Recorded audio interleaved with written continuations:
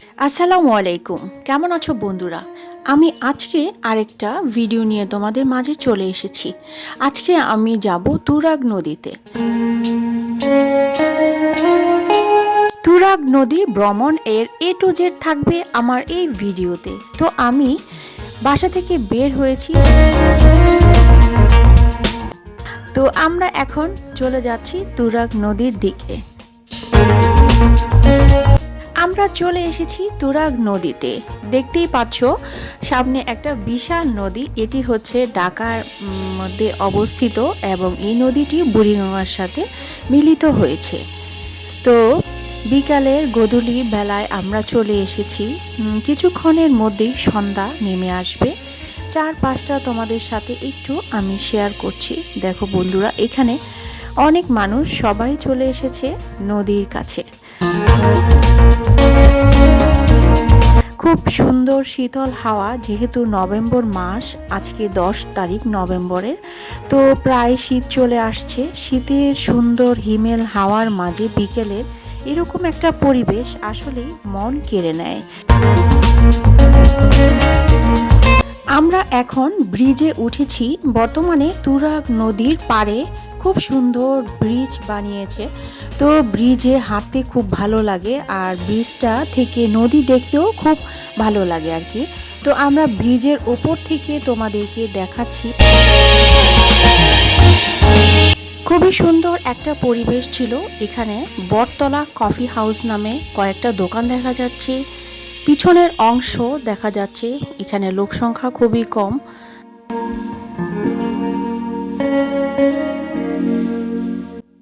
আর যারা হাঁটতে চায় তারাও কিন্তু এই ব্রিজের ওপরে সকাল বিকাল হাঁটতে পারবে অনায়াসে।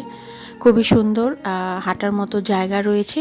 তো আমরা এখন চলে যাব, যেহেতু আমরা লঞ্চ বা কি বলে ট্রলার দিয়ে আজকে নদীটা ভ্রমণ করতে চাচ্ছি।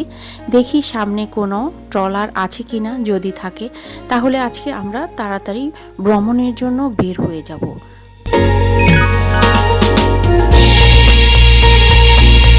আমরা এখন চলে যাব একটু সামনে, যেখানে লঞ্চ থাকে, তোমরা লঞ্চ দিয়ে ঘুরতে পারো। তো আজকে যেহেতু আমরা তুরাগ নদী ট্যুর দিব, তো সেই জন্য অবশ্যই লঞ্চের প্রয়োজন। তো আমরাও লঞ্চ দেখি আছে কিনা, এবং যদি থাকে তাহলে অবশ্যই লঞ্চ দিয়ে যাওয়ার চেষ্টা করব। তো এখানে কিন্তু ছোট ছোট বাঁধা নৌকা থাকে, সেই নৌকা দিয়ে অনেক সময় লাগবে। তো আজকে ছোট নৌকাতে যাব না, ইচ্ছা আছে বড় লঞ্চ বা ট্রলার থাকলে সেটাতে যাব। তোমাদেরকে অবশ্যই দেখাবো সব কিছু। একটা ট্রলার পেয়ে গেলাম, এখানে দেখা যাচ্ছে আছে। তো আমরা এইটা দিয়েই আজকে ভ্রমণ করব।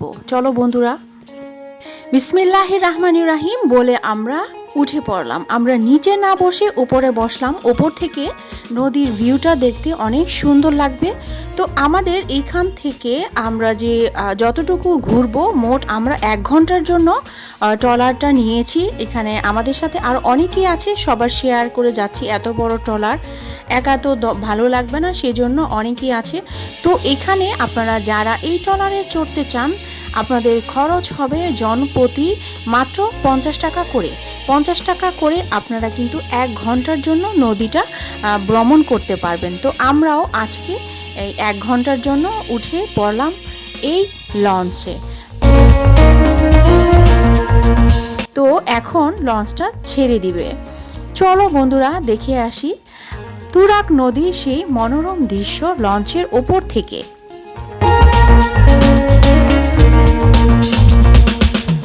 বন্ধুরা, ইতিমধ্যে কিন্তু মাগরিবের আজান হয়ে গিয়েছে, যার কারণে কিছুটা অন্ধকার দেখাচ্ছে চারপাশ। খোলা আকাশের নিচে নদীর হাওয়া আমাদের গায়ে লাগছে। অসম্ভব রকমের একটা সুন্দর পরিবেশ, আপনাদের সাথে বোঝাতে পারবো না। তো যারা নদী ভ্রমণ করেছেন অবশ্যই জানেন।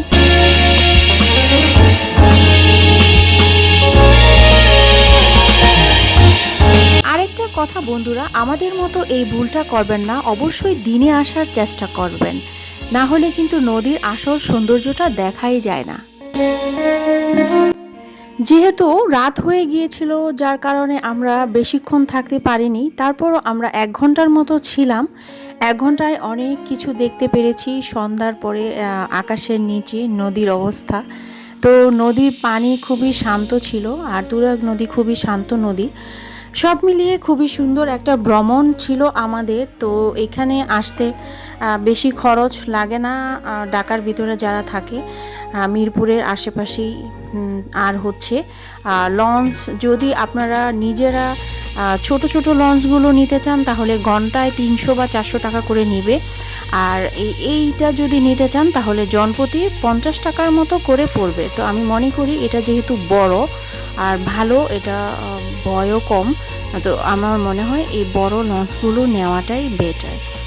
আর যদি অনেক সময় নদী উত্তাল থাকে তখন ছোটটা একটু ভয় লাগে, সেই জন্য আমার কাছে বড়টাই ভালো লাগে। আর শব্দটা বেশি হয় না ওপরে বসলে। তো ওপর থেকে নদী দেখার মজাই আলাদা। আমরা কিন্তু খুব সময়টাকে এনজয় করছিলাম, ভালো লাগছিল, অনেক সুন্দর। আর সবাই একসাথে থাকার কারণে আরও বেশি ভালো লাগছিল। তো আশেপাশে অনেক লঞ্চ আসছিল যাচ্ছিল, অনেক পিকনিকের লঞ্চও দেখা যাচ্ছিল, আবার অনেক মালবাহী যে বালু নিয়ে যায় সেই স্টিমারগুলোও দেখা যাচ্ছিল। আর সব মিলিয়ে খুব সুন্দর একটা পরিবেশ ছিল। সবাই ভালো থাকবেন।